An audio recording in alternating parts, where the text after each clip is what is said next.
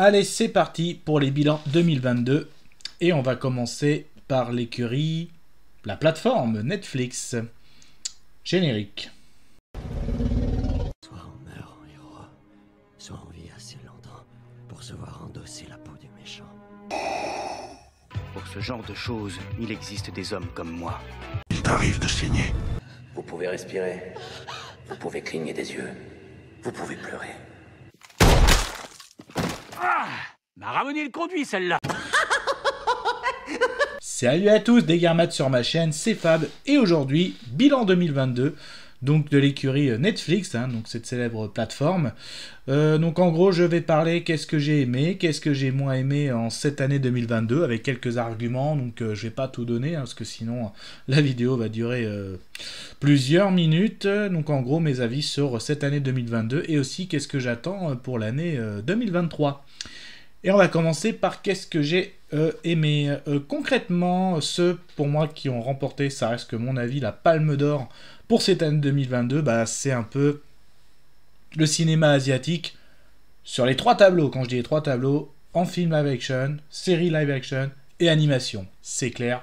Pour moi, c'est mes grands gagnants, franchement. Donc, le film pour moi que j'ai adoré, qui est sorti il n'y a pas très longtemps, c'est Warrior of the Future.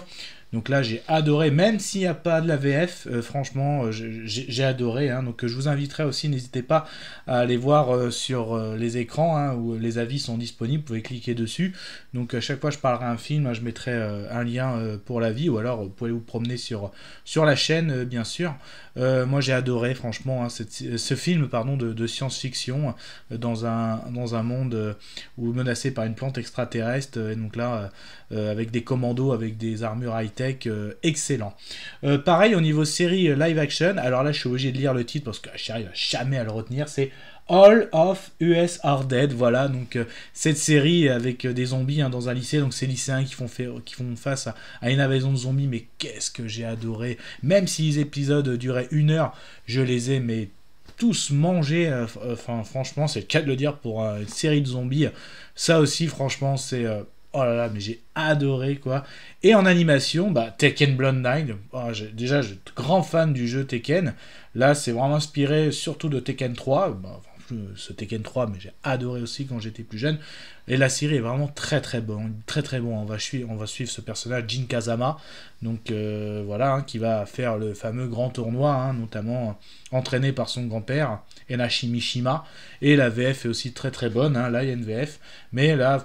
Palme d'Or pour moi, Netflix, pour ma part, c'est nos amis asiatiques. Franchement, bravo. Qu'est-ce que j'ai aimé aussi en animation, les Tortues Ninja. Franchement, un des meilleurs films d'animation, Tortues Ninja. J'ai adoré aussi, franchement, pour le concept. Je le conseille fortement. Sinon, ceux que j'ai encore bien aimé, en cet été 2022, c'était... il est toujours disponible. Day Shift, notamment, avec... Mr. Fox and Snoop Dogg au casting, excellent aussi, film de vampire, très très bon.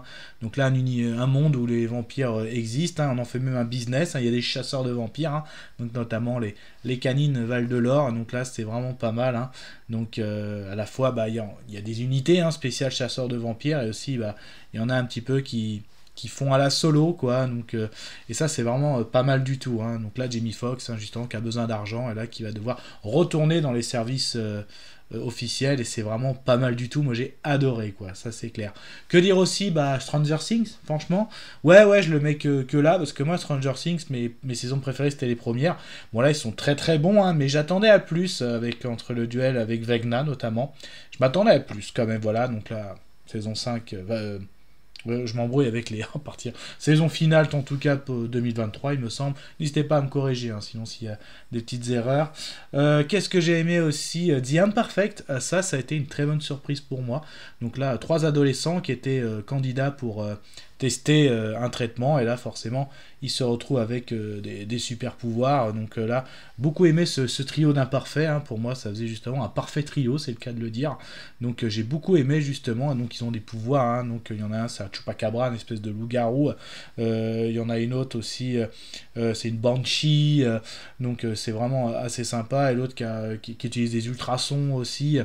Donc la Banshee utilise des phéromones, donc là, 3 ados qui se retrouvent avec des super pouvoirs. Donc au début, ils vont enquêter sur ceux à cause de qui ils sont devenus ils ont eu ces super pouvoirs. Et là, en fait, ça va entraîner plusieurs choses. Et cette saison 1 est vraiment très sympa. Moi, je l'ai beaucoup aimé. Que dire aussi, j'attendais beaucoup Barbare saison 2. J'avais adoré la saison 1, hein, donc ce qu'on appelle une série un peu fiction historique ou péplum. Beaucoup aimé la saison 1, hein, notamment, et là la saison 2 a bien répondu présent aussi, très content de cette saison 2, hein, donc une bonne série justement, si vous aimez hein, sur l'Empire romain, tout ça, franchement ça va être très très bon si vous avez aimé la saison 1, il n'y a pas de raison que vous aimez la saison 2, ça c'est clair. Qu'est-ce que j'ai aimé aussi en animation, la Colo du Crétacé, c'était la saison finale, donc là une année jurassique, hein, notamment que ce soit au cinéma mais aussi sur la plateforme, là la saison se termine très très bien, et j'ai beaucoup aimé aussi, ils ont rajouté un épisode interactif, hein, on peut jouer, prendre des décisions qui étaient vraiment pas mal du tout, donc les Colos du Crétacé m'avont bien plu. Warrior Non saison 2 aussi était vraiment pas mal, donc là on retrouve nos guerrières nonnes hein, qui luttent contre les forces du mal, notamment menées hein, par celle qui a le halo dans le dos, hein, qui donne des super pouvoirs. Donc là aussi dans cette saison 2 on y voit quelqu'un qui se fait passer pour un prophète et qui ressemble beaucoup à un prophète très connu. Donc j'ai trouvé la saison 2 beaucoup mieux que la saison 1. Moi j'avais été déçu de la saison 1. Saison 2, très très bon. On est passé un niveau au-dessus. Donc si vous avez été déçu de la saison 1, essayez quand même la saison 2, les premiers épisodes. Après, moi je dis comme d'habitude, on se fait toujours son propre avis. Que dire aussi en cette fin d'année de mercredi, mais la révélation pour moi féminine de l'année, c'est bien avec Mademoiselle Ortega, Jane Ortega, excellent mercredi, cet humour noir, le retour de la famille Adams pour moi est un réussi, hein, c'était une bonne conservation dans le formol, et là, la famille Adams, et surtout mercredi, excellent retour, mais excellente prestation de l'actrice Jane Ortega, bravo encore. Je terminais ce que j'ai bien aimé, le film médiéval, hein, franchement aussi, hein, pareil, hein, on est dans la fiction historique, hein, donc là sur un grand guerrier qui aussi a combattu contre l'Empire romain, donc ça c'est vraiment pas mal du tout aussi. Là c'est un film hein, qui a un grand guerrier qui avait des tactiques, mais là on voit pas le médiéval, c'est pas sur quand il était guerrier, c'est ses origines, quand il était encore mercenaire. Voilà, assez intéressant. Je terminerai aussi avec comment on a élevé un super-héros saison 2. Donc voilà, ça reste une bonne série produite par Michael B. Jordan. Mais après, voilà, vous avez vu tout ce que j'ai cité avant. Qu'est-ce qui m'a un peu déçu là, concrètement, ce qui m'a un peu déçu, Viking Valhalla. Franchement, j'ai été un peu déçu. Je vais en attendre, hein, je vais en parler dans mes attentes. Là, pour moi, parce que Viking, la saison était là. Et Valhalla, pour moi, c'est un ton au-dessus. Voilà, donc peut-être que j'étais trop attaché à Ragnar, à Bjorn.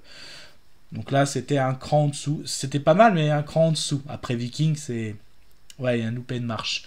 Aussi, pareil, ce qui m'a un peu déçu, c'était le sauvetage de l'impossible. Pourquoi ? Parce que, pareil, la même année, quand tu as une série sur des événements, donc là, je rappelle, le sauvetage de l'impossible, c'est l'événement, donc une équipe de footballeurs thaïlandaises qui a été prisonnière dans une grotte, là, ce sont des faits réels, et qui ont été sauvés par des plongeurs. Il y avait un même film sur Amazon Prime, 13 vies, et j'ai adoré Amazon Prime. Ils sont sortis... alors, 13 vies est sorti cet été, là, 2022, et sauvetage de l'impossible, en cette fin d'année. Donc là, pour moi, j'ai préféré le film, et que dire encore pire aussi, pareil, sur...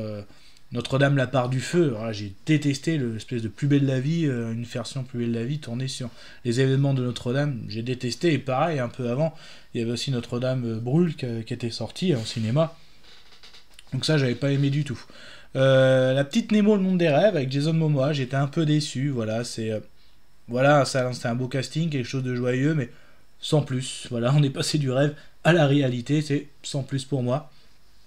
La petite série Alma aussi, j'ai été un peu bof, hein, voilà, donc je m'attendais à du bon paranormal, mais c'est très très long à se mettre en place, et surtout en fait ce qui m'intéressait, ça arrive à la fin et ça coupe, donc on verra peut-être s'il y a une saison 2.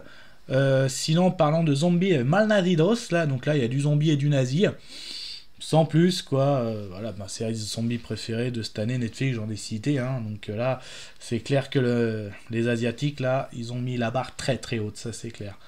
Ceux que j'ai vraiment pas aimé, Mother Android, donc là, ce qu'on peut dire que c'est, voilà, un monde qui est, apocalyptique, mené par des androïdes, sans plus, quoi, franchement, pas transcendant. Voilà, je pense que Netflix voulait son Terminator, pour moi c'est un échec.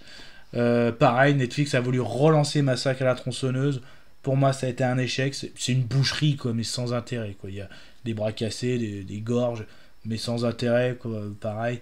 Pareil comme Troll qui est sorti en cette fin d'année, pour moi c'est un copier-coller de Godzilla, c'est pour ça le Godzilla de Netflix pour moi aussi c'est un peu raté. Aussi, ce que j'ai été déçu, c'est Destin, la saga Wings. J'avais beaucoup aimé la saison 1, et là la saison 2 j'ai pas aimé du tout, et d'ailleurs apparemment ça a été annulé.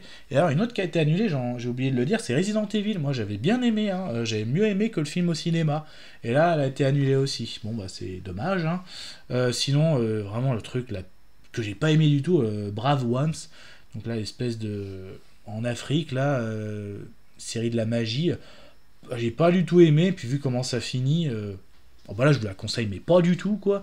Et sinon pareil en animation, voilà, je termine quelque chose qui m'attirait vraiment bien, le Dota Dragon's Blood, ou encore Dragon Age Absolution. Voilà, du dragon, voilà, du médiéval fantastique, mais pareil, j'ai pas accroché à ces séries d'animation. Donc voilà. Forcément, vu que dans l'univers de The Witcher, l'héritage du sang sort vraiment fin 2022, donc oui, j'ai pas pu en parler, hein, forcément, vu où sort la vidéo de mon bilan 2022, mais voilà, de très bonnes choses qu'il y a eu en 2022 pour Netflix. Qu'est-ce que j'attends pour 2023? Alors d'ailleurs, j'ai pris des notes, bien sûr. Qu'est-ce que j'attends pour 2023? Bah forcément, Viking Valhalla, là, ça va être dès 2023. J'espère que ça va monter un cran de plus. Concrètement, qu'est-ce qu'il y a d'autre? Ah bah oui, All of Us Are Dead, s'il y a une saison 2. Apparemment, ça a été annoncé. Est-ce que c'est pour 2022? Je sais pas. Donc, j'espère. Là, franchement, j'ai beaucoup d'attentes. Vu comment finit la saison 1, oui, ça annonçait bien. En tout cas, une saison 2. Je l'ai déjà dit, Stranger Things, saison finale. Forcément, The Witcher aussi. Ça va être dans... Je sais plus si Henry Cavill, saison 3, c'est sûr. Est-ce qu'il a tourné 2 saisons? N'hésitez pas à me dire en commentaire, là, j'ai le doute. Il y a aussi Hellbound que j'avais bien aimé, Hellbound saison 2, donc là sur pareil, un cinéma, série asiatique, voilà, très très bon. Et forcément, je terminerai avec ma grosse attente de Netflix 2023, c'est le film de Zack Snyder, Rebel Moon, donc là franchement j'attends énormément de ça. N'hésitez pas aussi à le dire en commentaire, qu'est-ce que vous attendez en 2023, et quel est aussi votre bilan, hein, qu'est-ce que vous avez aimé en 2022, ou moins aimé. Voilà, donc n'hésitez pas sinon à vous promener sur la chaîne, hein, et puis comme d'habitude, faites votre propre avis.